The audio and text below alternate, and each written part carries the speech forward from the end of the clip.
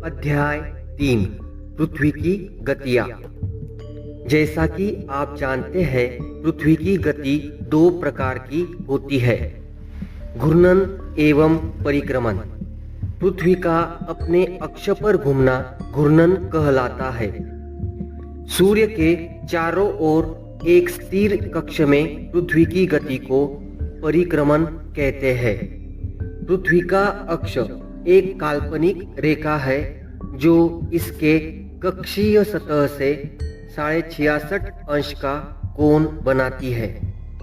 वह समतल जो कक्ष के द्वारा बनाया जाता है उसे कक्षीय समतल कहते हैं। पृथ्वी सूर्य से प्रकाश प्राप्त करती है।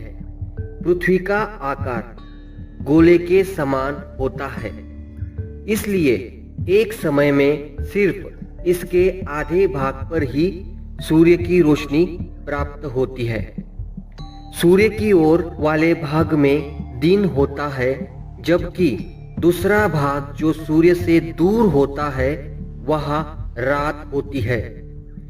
ग्लोब पर वह वृत्त जो दिन तथा रात को विभाजित करता है उसे प्रदीप्ति वृत्त कहते हैं। यह वृत्त अक्ष के साथ नहीं मिलता है, जैसा कि आप चित्र 3.2 में देख सकते हैं। पृथ्वी अपने अक्ष पर एक चक्कर पूरा करने में लगभग 24 घंटे का समय लेती है। घूर्णन के समय काल को पृथ्वी दिन कहा जाता है। यह पृथ्वी की दैनिक गति है। आओ कुछ करके सीखें। पृथ्वी को दर्शाने के लिए एक गेंद ले तथा सूर्य को दर्शाने के लिए एक जलती हुई मोमबत्ती। गेंद पर शहर X को दिखाने के लिए निशान लगाइए। अब गेंद को इस प्रकार रखें कि शहर X में अंधेरा हो। गेंद को अब बाएं से दाएं घुमाइए। जैसे ही आप गेंद को थोड़ा घुमाते हैं तो शहर में सूर्योदय होगा। अगर गेंद को आप घुमाना जारी रखते हैं, बिंदु X धीरे धीरे सूर्य से दूर चला जाता है। यह सूर्यास्त है। अगर पृथ्वी घूर्णन नहीं करे तो क्या होगा? सूर्य के तरफ वाले पृथ्वी के भाग में हमेशा दिन होगा, जिसके कारण उस भाग में गर्मी लगातार पड़ेगी। दूसरे भाग में हमेशा अंधेरा रहेगा एवं पूरे समय ठंड पड़ेगी। इस तरह की अवस्था में जीवन संभव नहीं हो पाएगा। क्या आप जानते हैं, प्राचीन भारतीय खगोलशास्त्री आर्यभट्ट ने बताया था कि पृथ्वी गोल है और अपने अक्ष पर घूर्णन करती है। पृथ्वी की दूसरी गति जो सूर्य के चारों ओर कक्ष में होती है उसे परिक्रमण कहा जाता है। पृथ्वी एक वर्ष या 365 1/4 दिन में सूर्य का एक चक्कर लगाती है। हम लोग एक वर्ष 365 दिन का मनाते हैं तथा सुविधा के लिए 6 घंटे को इसमें नहीं जोड़ते हैं। 4 वर्षों में प्रत्येक वर्ष के बचे हुए 6 घंटे मिलकर एक दिन यानी 24 घंटे के बराबर हो जाते हैं। इसके अतिरिक्त दिन को फरवरी के महीने में जोड़ा जाता है। इस प्रकार प्रत्येक चौथे वर्ष फरवरी माह 28 के बदले 29 दिन का होता है। ऐसा वर्ष जिसमें 366 दिन होते हैं उसे लीप वर्ष कहा जाता है। पता लगाइए कि अगला लीप वर्ष कब होगा। चित्र 3.3 से स्पष्ट है कि पृथ्वी दीर्घ वृत्ताकार पथ पर सूर्य के चारों ओर चक्कर लगाती है। ध्यान दीजिए कि पृथ्वी पूरे कक्ष में एक ही दिशा में झुकी हुई है। सामान्यतः एक वर्ष को गर्मी, सर्दी, वसंत एवं शरद ऋतुओं में बांटा जाता है।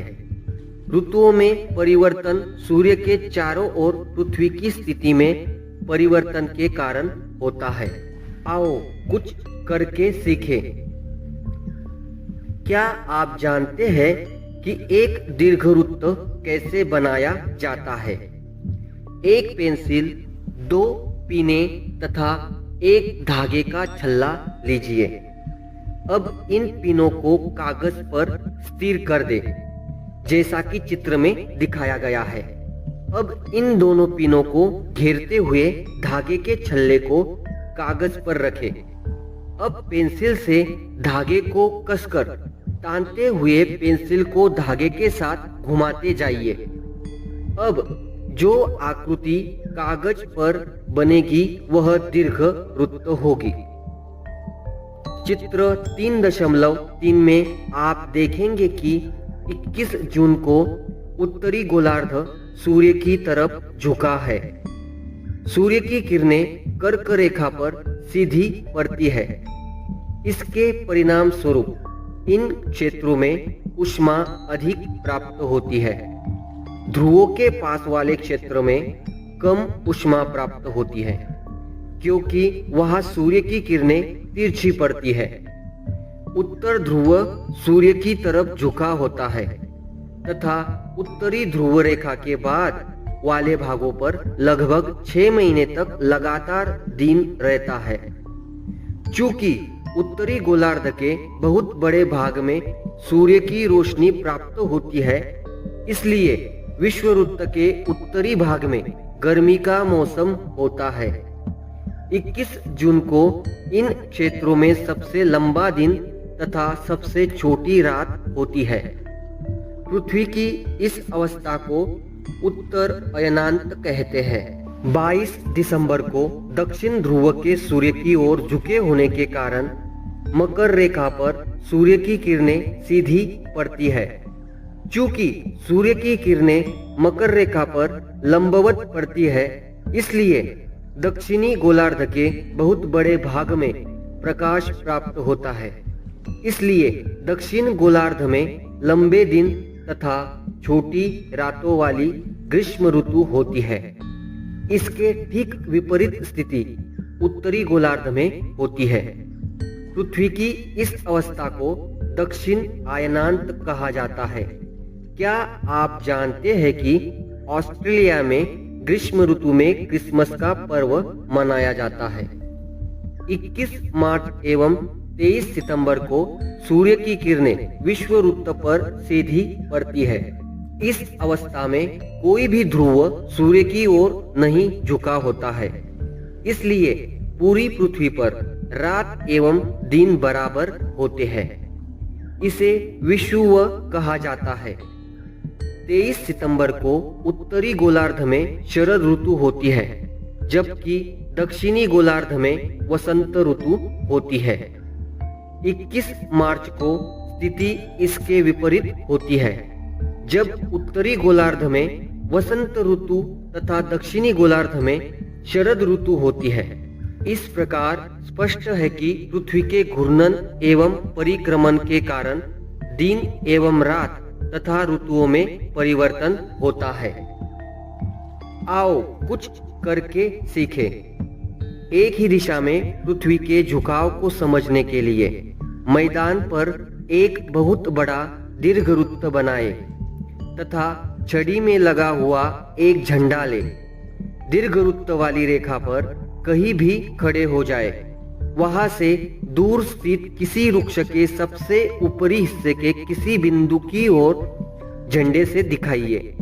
अब झंडे को उसी स्थिर बिंदु की तरफ रखते हुए दीर्घवृत्त पर चले। इसी प्रकार पृथ्वी का अक्ष हमेशा एक ही स्थिति में झुका हुआ रहता है। पृथ्वी के परिक्रमण तथा पृथ्वी के अक्ष के निश्चित दिशा में झुके होने के कारण ऋतु परिवर्तन होता है। धन्यवाद।